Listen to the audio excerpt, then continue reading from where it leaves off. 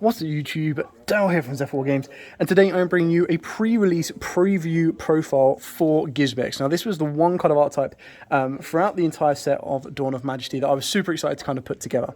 So I've put this deck together. I actually ran it in a tournament this weekend where basically we were allowed to use the new cards, and I ran it with the Gizmeks. It went alright, it did 2 wins, 1 draw, 1 loss. And I'll take you through the profile, show you exactly what we've got. With all of that out of the way, please smash that like button, hit that notification bell, and subscribe. Also, a massive shout out to Yourplaymat.com who put this mat together for us. So the artwork was designed by Neffy Arts, a very nice kind of summary design as well. And the detail in this mat, and of course in the background, is amazing. And it does have a very nice shine effect to it as well. Not to mention the edging, but I will do that all on a separate video. With all of that out of the way, let's get into the Gizmek profile for today. So, of course, you do need to play triple of the best Gizmek, and that is, of course, Orochi. So Orochi is the card that basically lets you banish 8 cards from the top of your deck to special summon itself, and it can be done as a quick effect during your opponent's turn or your turn, and it goes from your hand or grave. It also has a second effect where you can banish 3 cards from your extra deck face down and target a face-up monster on the field and destroy it. Now, you're probably using its effect to summon itself from the graveyard or from the hand a lot more consistently than the pop, because you can only use one or the other, but it's still an incredibly good card. We're then playing triple of the brand new Inaba. So this one is when it is normal summoned, you get to special summon a machine monster whose attack equals its own defense from the hand, which is really nice to get some of your bigger boss monsters out. And it's also a nice way of getting Orochi on the board without using its own effect, so that you can make a link to and then bring Orochi back as additional extender. In the graveyard, you can banish this card from the graveyard to target one machine monster you control whose attack equals its defense. This turn, you can't declare an attack except with that monster, and also its attack and defense becomes the combined original attack of all machine monsters you currently control whose attack equal their own defense. So basically, if you've got Orochi and the Inaba on board, and you've got an Inaba in grave, you banish the Inaba, target the Orochi. Orochi will gain 2450 plus an additional 50 as well. So it gives a nice power boost, and it basically just gives you that ability of one-shot in your opponent with a single monster should you need to. We've then got probably what I would consider as the second best, if not the best, new monster, and that is Arakami. So Arakami is of course the boar, or hog technically. If you control a machine monster whose attack equals its defense, you can special summon this card from the hand. You can banish it from the graveyard to target a machine monster you control whose attack equals its own defense, and send one machine monster from your deck to the grave whose attack equals its own defense but a lower level than the targeted monster. If you do, the targeted monster gains attack and defense equal to the level of the monster you sent times 100. Now the reason this is so good is because you're going to use it to send Tamaguku. So I'll get to that in a minute. I apologise if I brutalised the name. Literally frog, boar or hog. So the other 3 of that you play is the Makami. So Makami is your other normal summon, and if you have 6 or more banished cards, you can normal summon it without tribute. When it is normal or special, you get to add obviously not when it's normal summons, you just basically, if it's normal or special, you can discard one monster and add a monster whose attack equals its own defense from your deck, except itself. If it is in the monster zone, it's destroyed, and shuffle 6 of your banished cards back into the deck. So it gives you a bit of recursion. But the other is you're going to normal summon this. You then have the ability to search out your Arakama as a free summon, or of course you've got your Orochi, which can then summon itself as well. Moving on to the other 2 new ones, we do get the frog, or the toad. We're only going to play 2 of this, and we've got 2 of the chicken. So you got Taniguku and Nagatakani. Again, I apologise if I brutalise the names. But basically, this one is if it's normal or special, you take a machine monster whose attack equals its defense and put it on top of your deck. Banish this card from the graveyard, then target one machine monster in your graveyard whose attack equals its defense, and special summon it in defense position. So again, nice recursion, and it's 9 out of 10. This is the card you're probably going to be sending with your hog, because then you can bring back one of your monsters. Now this one is you contribute a machine monster whose attack equals its defense to special summon from your deck one machine monster whose attack equals its own defense with a lower level than the tributed monster. Now that's where it gets a little bit of a pain in the backside, because you need to be a lower level, which means you're kind of like Cosmo, you're always going down the levels. Its graveyard effect is so much better though, so you can banish this card from the graveyard to add to your hand one of your banished face-down machine monsters whose attack equals its own defense. So basically it allows you to add the materials back that you're banishing with Orochi. So if you can add back an Orochi, that's another free summon, or your Arakami, again, is another free summon. For the last of the Gizmeks, we do play 2 Uka, 1 Okami, and 1 Kaku. Now, obviously, Kaku is a little bit specific because it does require there to be a monster in the extra monster zone. So if your opponent doesn't do that, it's going to be a little bit difficult to resolve, which you've only got it at 1. And then obviously the Okami, again, requires 2 monsters that were special summoned from the extra deck on the field. Now, again, if that happens, you're good to go, but you're usually going to be using these as free extenders, free boss monsters, and kind of building from there. Uka actually put in a lot of work today because I did end up facing Prankids. Now, Uka is each time your opponent normal or special summons a monster, you burn them for 300. If your opponent special summons a monster from the deck, you can special summon this card from the hand, and you get to target one monster your opponent controls and special summon a monster that's attack equals its defense from your deck. So if they got darks, you get a Rochi. If they've got earths, you can get your frog. If they've got lights, you've got the chicken. You've got the boar for waters. You've got wind for Makami as well. So you've just got a lot that you can kind of play around with. And yes, you can play any of the barrier statues you want to because it can special summon them out as well. So that's it for, of course, the Gizmeks themselves. Then we do have the one spicy tech of the one Ancient Gear Reactor Dragon. Now, I apologise, I can't remember the video that I actually saw this on. I was doing a bit of research and saw it on there. And they were playing the one Reactor Dragon and the one Gear Town. Now, the reason Reactor Dragon is good is because you can also special summon this out with Inabub because it's a machine that's attack equals its defense. But one of the combos you can do is off of Advanced Schedule is you bring out Uka and you bring out the Taniguku, and then you link those two together and you go into your Ancient Gear Ballista. Ballista then sets you out Gear Town. You can then use Ballista's effect to pop the Gear Town to special summon out the Reactor Dragon, and then that gives you a nice 3k beta. Not to mention, it gives you another Earth machine as well that you can kind of go a little bit further on. Not all in all, it's just a spicy little tech that I like the idea of, and I played around with it today. The special summon Reactor Dragon from the hand came out once today, which I was kind of happy with. Other than that, it's probably a little tech that I might cut out for some more hand traps. Speaking of hand traps, we do play triple Ash Blossom and double Ghost Spell. And then because it was a meta call when we were playing competitively today, one Red Eyes Fusion, Dark Magician, and Red Eyes Black Dragon. Now again, obviously the idea behind this is straight away, if you open up any of your Gizmeks plus your Arakami, you can then special summon that down. You go Verte, Dark Magician or Verte Dragoon. So you've got ways of playing through it. The deck is OTK, but there are times where if you can't resolve it, being able to fall back on a negate of Dragoon is something you need to resolve on. And again, you've got the Inaba that can give you a Verte. You've got any Gizmek plus this. Your Makami gets you a Gizmek.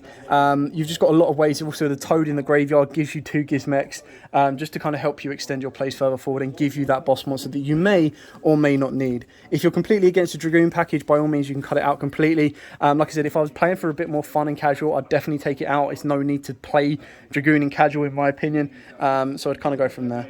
For the spells, we do play triple Pot of Extrav. Now, of course, this is a bit risky with the Dragoon package, which is why it's like a last-minute addition. But when you see the extra deck, you'll kind of understand the route that we've gone. But Extrav is probably the best one for this deck because you like the draw 2. Like, the draw 2 is what you need. You've got enough boss monsters in your deck. Like, all your monsters, all your big boss monsters, you've got like 2150. Not to mention now with the Inaba in the graveyard, you can pretty much boost your cards as much as you see fit. Because I have built this to go second, we are rocking, when I've just dropped it, triple Forbidden Droplet. Now, you could play Dark Rule no more, but you do need to OTK. The droplets, again, if you're playing casual, you don't need to worry about it. But it's just one of them ones where you kind of want to let go and be like, look, I'm going to go second. I'm not going to worry about it. Droplet is the best way of doing that. And when you're sending stuff like a Rochi to the graveyard, you're not really negging. You've got putting it in a place where you can still utilize it. Another card you could use is Lightning Storm. You can play Twin Twisters. You can do anything like that. It is all about, if you're building to go second, you put these in. If you're not, you take these out. You can put whatever you want in. Speaking of going second, we do play 2 Urgent Schedule. So this can only special summon you out your Uka and your Toad. So that is the kind of downside to it, is if you open up or go through 2 of these at any point, it does cause you an issue. But again, this on its own gives you that ability to go into Ballista without using your normal summon, give you the Ancient Gear Reactor Dragon. So it does give you a 3k beater on the board. And then you've got the Takaguki in the graveyard, the Goku that can special summon back the Uka, and the Uka can then special summon one from the deck. So straight away off of this card, you've ended up getting 4 cards. Now, obviously, their effects are negated when you summon them out the first time, which is why you don't get their effects. But when you make the Ballista gives you a Reactor Dragon, and then you banish the Goku to bring out the Fox. The Fox can then special summon you out 1 as long as your opponent's controlled a monster, so you can bring out a Dark or whatever they've controlled, and you get to go further from there. And then the last one, Harpy's Feather Duster, because, like I said, going second. And then we've got triple Imperm, just for those times where it's like, if your opponent's got an Appaloosa, if your opponent's got a Savage Dragon, if your opponent puts a barrier statue on the board, you do have a main deck out that you can just turn it off and kind of go from there. Moving on to the extra deck, and then I'll show you the side deck as well. So the extra deck is, of course, it's entirely up to you on the route that you want to take it. There are a couple of like mini boss monsters in here. There are quite a few boss monsters actually. So it really does come down to how you want to play and how you prefer to play it, and kind of the route you want to go with it. But it's completely open to you. After today, I'm probably going to want to take it just like 100%, 100% topologic, because you can really abuse those cards out and pump them out with the greatest of ease. So, just trying to organise all of these for you. There you go. So we do play the 1 Dragoon. Shocker, yeah, I know. But for the Link 2s, we play double IP Masquerena alongside 1 Platinum Gadget. So the reason behind Platinum Gadget is it can special summon you out your Toad, your Chicken, anything like that. It is a 2 machine monsters. I did consider there was one time where it got destroyed. I was like, oh, I wish I had a gadget. But the idea behind this is it gives you the ability to special summon down one of your level 4 or lowers. So we can also bring out your Hog as well. But ultimately, I don't think it's that required. It's probably a card that I would cut because obviously it can't be used as link material that turn. All it really does is get another one from your hand. So it's kind of good if you've got the Boar in the graveyard, because then the Boar can then banish to target the monster you special offer this to then send the Toad, and then the Toad can then play to bring one back. So which then means you can make IP Masquerena, have Platinum Gadget, IP Masquerena, and then during your opponent's turn you can link those 2 to go into the Topologics. Verte, get you into Dragoon. The 1 Ballista, you can play 2 if you want to. You're only ever going to resolve it once. The only reason you play 2 is so you don't lose it off of the Extravagance. But because it's not a core component of the plays, I'm not really that worried about losing it. The 1 Phoenix with the 1 Unicorn, you could easily... There was probably one time today that a second Unicorn came out and I was like, I wish I had it, but I didn't. So yeah, definitely could consider putting that at 2. BLS, this was great in the Phantom Knight matchup because obviously it really does struggle to try and out the BLS. But again, you need to be able to own 2 BLS and play 2 BLS. So a bit risky, but it's up to you. Trispania, because this is Topologic kind of turbo with the extra deck, I went with the 1 Trispania, the 1 Bomber, and the double Zero Boros. Like, the Zero Boss is just an insane boss monster that you can very easily make, and then you can trigger it off. You've got so many cards that can trigger it off. Like, Uka can trigger it off if your opponent doesn't believe you've got it in the hand. You've got the Taniguku that can trigger it off. You've also got the ability of Orochi during your player's turn that will trigger it off. So being able to resolve any of the Topologics on a consistent basis is very easy. And then finally, we've got the Appaloosa, never made it, and we've got the 1 Access Code again, never made it. You don't need these. I would probably keep Appaloosa in there just for the off chance that I might want to make it, but Access Code can easily be tagged out and probably come a second Topologic Zero Boros, a second Trispania, a second anything you want. Like, you've got free reign on this. Literally, the only cards I think were absolute must that I wanted to play today would be these 3. IP Masquerena just to help get you into these, and then obviously everything else is just a nice little bonus that you wanted to play around with. I'll now show you the side deck just so you can kind of see the options and the routes behind playing them. So I went with double Rivalry purely because they're all machines. So if my opponent was like a multi-type deck, I was like, cool, I'll just play Rivalry. I can play, I've got strong enough machines. I don't need to go into the extra deck, and we can kind of go from there. Twin Twisters could easily be Lightning Storms, could be anything you want. It's just back row hate. And like I said, with some of your cards, you actually want them in the grave because there's some that actually help you do a little bit more. So for example, if you're in a bit of a grind game, or you've got like the Frog can help you out in the grave a little bit more than on the board. You don't really want to normal summon it. The Boar can kind of help put the Frog in the grave. And then of course you've got your Recursion with your Nagataki as well. So it really depends on the routes you want to go, but Twin Twisters can be incredibly helpful for you. Double Nibiru for combo-orientated decks. Triple Lancia, I was expecting to place a lot of Tri-Brigade, which is why that was in here. Triple Evenly, like I said, this is like one of the first cards I always put in my deck, purely because I prefer this over Lightning Storm, and it does put in a lot of work. And then the final card was literally for Trolls and Lols, and that is triple Soul Absorption, purely because if I activate an Orochi, I'm gaining 2k, and if I do that Orochi during my opponent's turn, then during my turn, I gain an additional 2k as well every single time. So when it leads to time, you activate this, you're good to go. You've also got to keep in mind that you do play Extrav.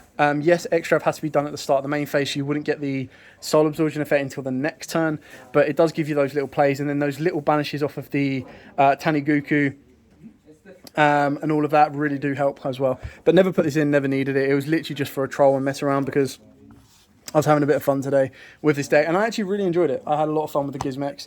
They're really kind of cool. I love the new cards. The new cards are actually relatively cheap. And then before you guys ask why am I not playing the field spell, the field spell is kind of good in the sense of like being able to excavate and then add in one of the top 3. So that's kind of cool. The only issue is because you're only playing like 15 maybe Gizmeks, if you don't excavate any Gizmek, they all get banished. So like the 3 cards you excavate all get banished. So it's like, yeah, okay, cool. And then if you excavate any piece of your Red Eyes Fusion or anything like that, they go. So if you wanted to take out the Red Eyes package and put in 3 of the field spell, you can do. It's very rare that you're ever going to get the 10 counters on the field spell, because you would need to put the field spell down, build up the 10 counters, and the only way you're going to do that is you would probably get maximum 5 during your turn, maybe loop the Orochi during your opponent's turn. It's still very, very rare that you're going to be able to resolve that completely. But yeah, I still had huge amounts of fun with this deck. Really, really liked it. It was the one deck that I was looking forward to building once we got this set. So I was quite happy that I was able to pick up all of the bits that I needed to play at Locals today. Anyway, thank you so much for watching. Don't forget to like, comment, subscribe, share. Till next time, guys, as absolutely always, stay safe and, of course, happy dueling.